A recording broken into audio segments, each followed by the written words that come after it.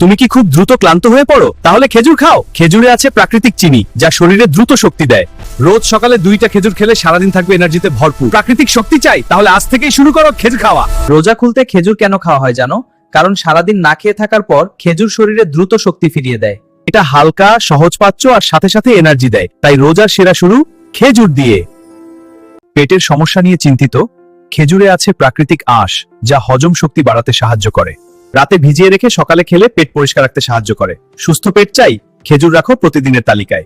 দুর্বল লাগে, মাথা ঘোরে? খেজুরে আছে লোহা উপাদান, যা রক্ত স্বল্পতা কমাতে সাহায্য করে। বিশেষ করে নারীদের জন্য খুব উপকারী। প্রতিদিন অল্প কয়েকটা খেজুর শরীরকে রাখতে পারে শক্তিশালী। বাচ্চাদের চকলেট নয়, খেজুর দাও।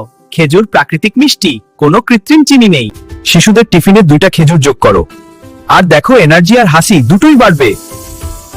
এরকম আরো স্বাস্থ্য কথা জানতে মেডিটুন বাংলা চ্যানেলটি সাবস্ক্রাইব করে রাখো।